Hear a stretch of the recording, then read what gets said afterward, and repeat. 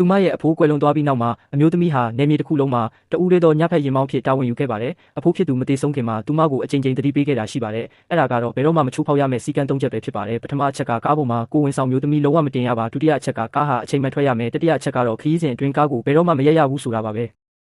တကယ်လို့ဒီစီကံတွေဖောက်ဖျက်မိရင်ကားပေါ်ပါလာသူအားလုံးအန္တရာယ်ရှိနိုင်ပြီးအထူးသဖြင့်ပထမဆုံးစီကံကအရေးကြီးဆုံးဖြစ်တယ်လို့ဆိုပါတယ်အမျိုးသမီးကဒီသတိပေးချက်ကိုဆွဆွမြဲမြဲမှတ်သားထားခဲ့ပါတယ်အလောက်ဆဝင်တဲ့ပထမဆုံးနေ့မှာပဲသူမကဒီစီကံတွေကိုရှင်းပြပေးမယ်ခရီးသည်တွေကအလုံးမကြေမနက်ဖြစ်ကြပါတယ်သူမဟာအတိတ်ပဲမရှိတာတွေပြောနေတယ်လို့သူတို့ကထင်ကြတာပါဒါပေမဲ့ဒါကနေမြေထဲမှာတစည်းသေးသောညကားဖြစ်တာကြောင့်အားလုံးကကားပေါ်တက်ခဲ့ကြပါတယ်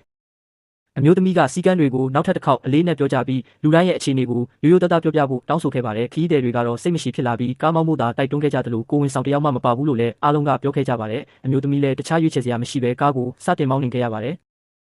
လန်ခီမှာအကြောင်းသူလေးတယောက်ကဒီစီကံတွေအပေါ်တန်တရားဖြစ်နေချိန်မှာဘေးနာကတက်ကြီးပိုင်းမျိုးသမီးတယောက်ကဒါဟာလူတွေကိုခြောက်လန့်ဖို့တက်တက်ပြောတာသာဖြစ်တယ်လို့ဆိုပါတယ်စပင်ဆိုးထားတဲ့လူငယ်လေးကလည်းသူမစကားကိုထောက်ခံခဲ့ပါတယ်အဲ့ဒီအချိန်မှာအမျိုးသမီးက break ကိုရုတ်တရက်အပြင်းထန်အုပ်လိုက်ပြီးကိုဝင်ဆောင်များပါသလားဆိုတာကိုနောက်တစ်ချိန်ထပ်မေးပါတယ်တောအုပ်ထဲကိုရောက်သွားရင်တော့ပြန်လှည့်ဖို့အခွင့်အရေးမရှိတော့ဘူးလို့သူမကတတိပေးခဲ့ပေမဲ့အားလုံးကတော့ညင်းဆိုနေကြပါတယ်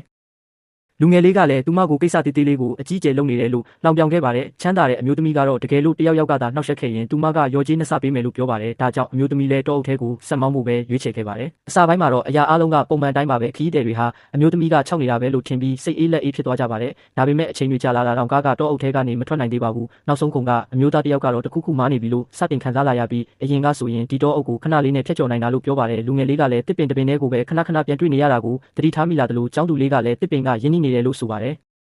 အခြေအနေကတဖြည်းဖြည်းတင်းမာလာပြီးကြောက်တတ်တဲ့ခရီးသည်တွေကမတန်ရှင်းတဲ့အရာတစ်ခုခုရှိနေပြီလို့တန်တရားဝင်လာကြပါတယ်။အဲ့ဒီအချိန်မှာပဲကားပေါ်ကမီးလုံးတွေကရုတ်တရက်တစ်ဖြက်ဖြစ်လာပြီးအေးစိမ့်နဲ့လေပြင်းတစ်ချက်တိုက်ခတ်သွားပါတယ်။ကားထဲကအပူချိန်ကလည်းရုတ်တရက်ထိုးကျသွားပြီးလူတစ်ယောက်ရဲ့မျက်နှာပေါ်ကိုနာရီမှသုံးတဲ့စက်ကူအပိုင်းစတစ်ခုလွတ်ဆင်လာပါတယ်။လူတိုင်းထိတ်လန့်တုန်လှုပ်နေကြပေမဲ့တက်ကြီးပိုင်းမျိုးသမီးကတော့ဒါဟာအပြင်ကတိုက်တဲ့လေကြောင်းဖြစ်တာပါလို့ဆက်ပြီးညှင်းဆိုနေပါတယ်။ရုံးဝင်တဲ့အမျိုးသမီးလေးတစ်ယောက်ကလည်းထောက်ခံပေမဲ့သူမရဲ့လက်ကတော့သူမရဲ့အိတ်ကိုကြစ်ပါအောင်ဆုပ်ပြီးဝမ်းပိုက်ကိုကတ်ထားမိပါတယ်။ကားထဲကလူခေါ်ကောင်းလောင်းတန်ကလည်းတစ်ဆက်တည်းမြည်နေပါတယ်